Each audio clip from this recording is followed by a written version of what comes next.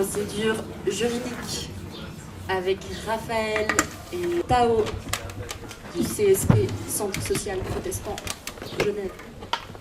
On va parler de procédure juridique. Dans les CFA, le pouvoir de l'administration et des entreprises privées à qui elle délègue son pouvoir coercitif est immense. Tout ça est souvent à l'abri du regard de la société civile et des organisations. Arriver dans un CFA, c'est arriver pour plusieurs mois dans un lieu souvent isolé, entouré de grillages, hautement sécurisé, où la violence est prégnante. Après avoir fui leur pays, après avoir connu tous les dangers de la route de l'exil, les personnes se retrouvent sous le contrôle de l'administration. Elles sont coupées du monde extérieur. Avant tout, elles arrivent parce qu'elles demandent refuge, elles demandent protection. Et on aura toute une série d'étapes qu'il est important de mentionner ici parce qu'on parle beaucoup des conditions de vie, mais c'est aussi ce qui va déterminer si les personnes vont rester ou non légalement dans le pays. Et pour ça, l'autorité, donc le SEM en l'occurrence, va investiguer les récits et les corps, et ça de manière extrêmement intrusive. Donc en fait, qu'est-ce qui se passe dans un CFA? La première étape, quand la personne arrive, c'est vraiment s'assurer de l'identité de la personne, son origine, son âge. Connaître son trajet d'exil aussi. Et donc dès le début, commence toute une phase qu'on appelle préparatoire, qui va durer entre 10 et 21 jours, où toutes les données personnelles de la personne sont enregistrées, les empreintes digitales, qui vont être tout de suite relevées, comparées avec une base de données européenne, Eurodac. Et il y a d'autres données biométriques qui sont collectées. En fait, ces données vont être étendues considérablement dans les années à venir, et ceci au niveau européen. Le SEM donc, va vérifier aussi les moyens de preuve apportés, s'il y a différents documents d'identité, s'il y a des documents qui prouvent le voyage des personnes, et en cas de doute, faire des examens qui concernent l'origine et l'identité de la personne. On a des examens pour déterminer l'âge, des examens assez légers à des examens très intrusifs de la clavicule pour déterminer l'âge des personnes. Pour toutes les personnes qui se déclarent mineures au moment de leur arrivée, il y a environ un quart qui seront pour finir déclarés majeurs par le SEM, qui est en plus contesté par à peu près tout le monde scientifique et médical. On a des expertises dites lingua qui vont permettre avec un interprète et quelqu'un qui connaît bien la région, de faire tout un examen sur l'origine de la personne, où elle a été sociabilisée. On va lui demander de décrire sa ville, de décrire les noms de rues. On va demander quelle est la radio locale et quelle est l'émission qui passe le vendredi soir, des choses comme ça. Tout récemment, on a introduit la possibilité, si on n'arrive toujours pas à déterminer l'identité de la personne et son origine, de fouiller son téléphone portable. Et ça, c'est quelque chose qui est arrivé très récemment et qui est vraiment un saut dans l'intrusion et dans la disproportion des données personnelles. À ce moment-là, pendant cette phase préparatoire, il y a aussi l'état de fait médical. Et en fait, il y a une injonction à ce que la personne invoque dès le début des problèmes de santé. Mais il doit aussi invoquer des problèmes connus dans le pays d'origine, sur le trajet, des questions de vulnérabilité particulière, d'identité, d'orientation sexuelle. Tout ça dans les 10 à 21 jours. On se rappelle, on a parlé des conditions dans lesquelles il faut pouvoir parler de ça, et on voit bien que ce n'est pas forcément le cadre le plus bienveillant pour le faire. Pour les adultes, pendant cette phase préparatoire, on a un entretien Dublin. Ça permet de vérifier si un autre État européen ne serait pas responsable de l'examen de la demande d'asile dans le cadre du système Dublin. Donc c'est vraiment un examen où on va peu ou pas parler des motifs d'asile, mais on va vraiment parler de nouveau du trajet, de l'identité, sachant qu'il y a toujours les empreintes digitales qui sont là pour valider ce qui est dit ou non. J'aimerais quand même signaler que depuis 2019 et la restructuration, il y a un accompagnement juridique gratuit quand même sur place. Je ne vais pas en parler en longueur, mais suivant les régions de Suisse et suivant le nombre de personnes que ces représentants juridiques doivent traiter, qui peuvent connaître pas mal de failles et de problèmes, mais cette assistance est là, donc les personnes vont normalement voir un conseiller juridique avant ce premier entretien. Ça peut être un entretien qui devrait être de 1 heure selon la règle que se donnent les représentations juridiques, mais ça arrive souvent que ça soit 10 minutes, un quart d'heure. Et il est arrivé que des représentations juridiques renoncent à cet entretien préalable et à la présence à l'entretien du blanc, ce qui pose toute une série de problèmes. Et on va d'abord décider si la personne va poursuivre la procédure du blanc, c'est-à-dire est-ce que la Suisse n'est pas responsable de la demande d'asile et puis c'est un autre pays européen qui va être responsable de la demande d'asile.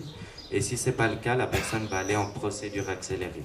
On a une tendance qui est de plus en plus décomplexée à faire des examens et des types de procédures différents selon la nationalité des personnes. On va avoir statistiquement des pays où il y a plus de reconnaissance, de protection, et d'autres pays où il y en a beaucoup moins. Et donc du coup, on va appliquer des procédures qui sont complètement différentes. On peut clairement parler de racisme institutionnel. Dans la procédure accélérée, on a instauré depuis l'année passée, en avril 2024, une procédure accélérée dans la procédure accélérée. En fait, on fait la procédure accélérée qui fait de 10 à 21 jours, mais on la fait en 24 heures. Et ça seulement pour les principaux pays du Maghreb. L'Algérie, la Libye, la Tunisie et le Maroc. Et donc, ils sont soumis à des étapes de procédure qui est juste intenable pour prendre une décision, mais aussi pour assurer une protection juridique de qualité. Ce qui fait qu'il y a un effet qui fait que les personnes, déjà elles sont très maltraitées dans le centre, mais en plus elles sont maltraitées en termes de procédure d'asile, et la plupart des personnes disparaissent au fond. On ne s'intéresse pas à la personne en tant que telle, on s'intéresse à son corps, par où il est passé, quel est le trajet. On n'est pas dans une logique individuelle, on est vraiment une logique de filtre des masses de personnes qui vont venir. C'est vraiment un peu comme ça que c'est pensé. Le SEM va consulter la base Eurodac.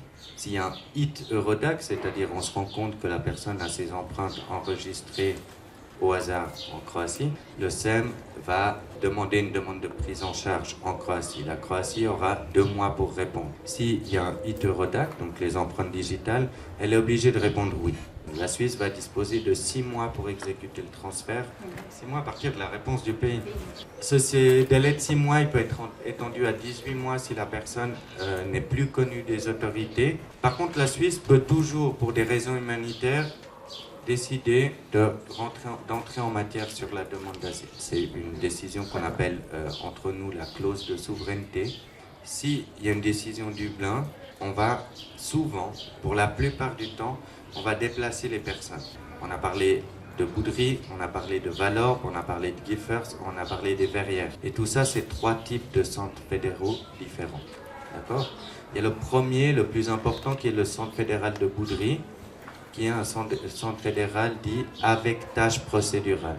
C'est là où on va mener les étapes de la procédure d'asile.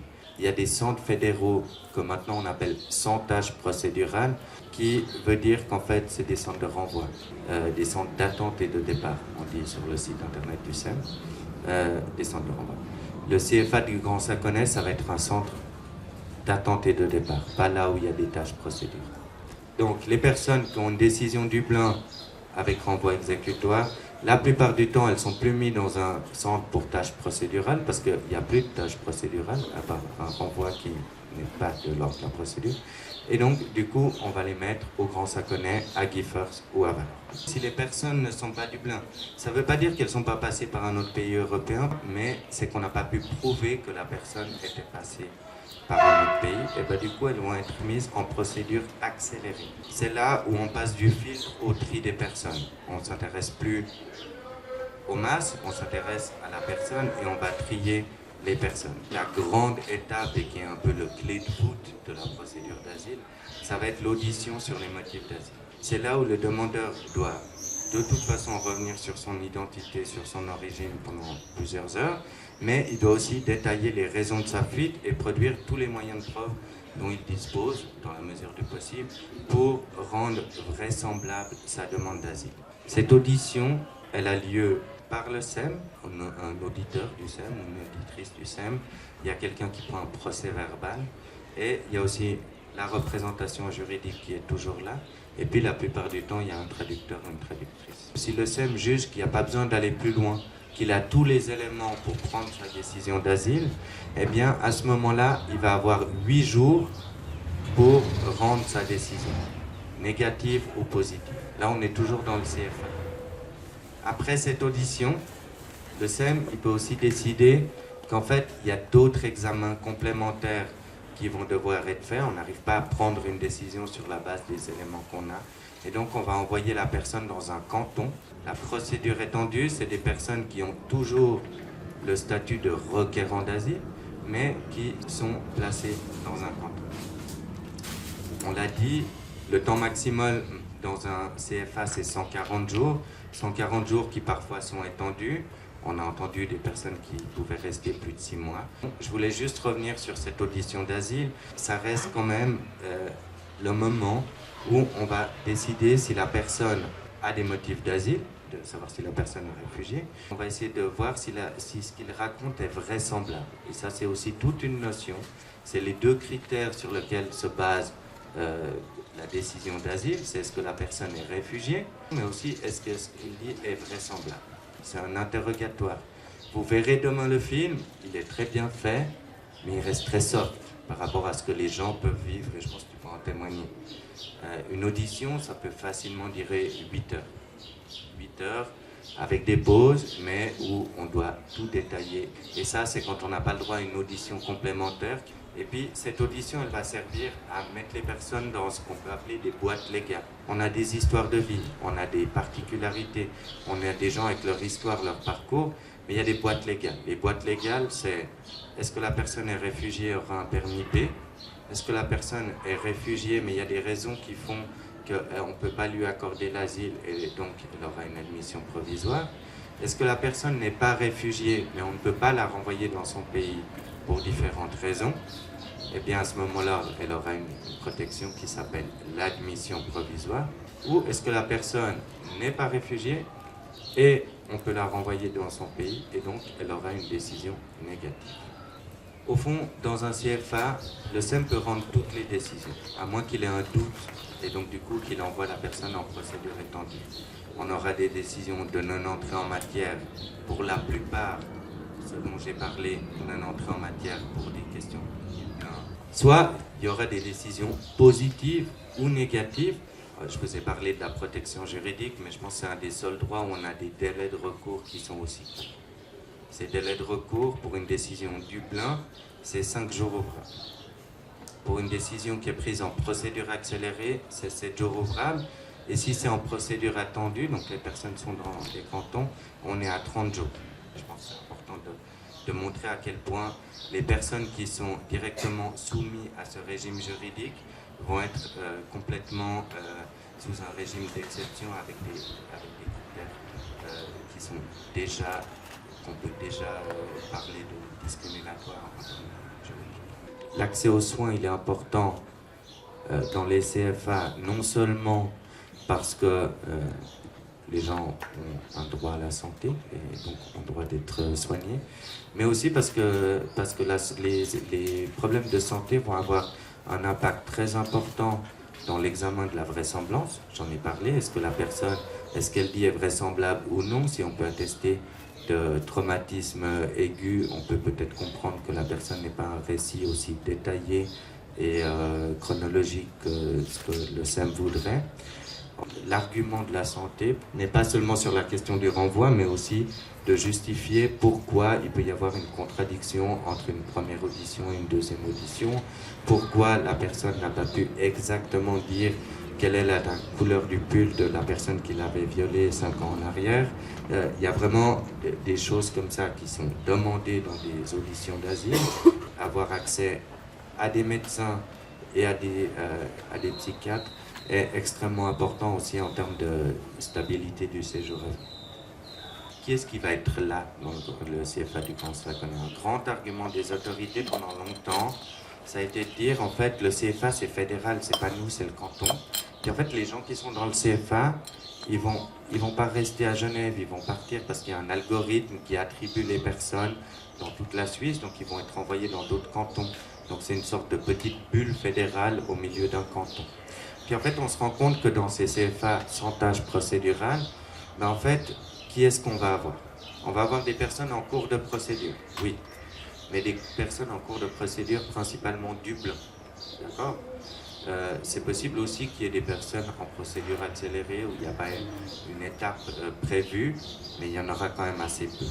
Il y aura toutes les personnes qui ont une décision de non-entrée en matière ou une décision négative après une procédure accélérée, pour lequel le TAF a déjà rendu un arrêt, parce qu'il y a eu un recours qui a été fait, ou alors qui n'ont pas fait recours. C'est ce qu'on dit.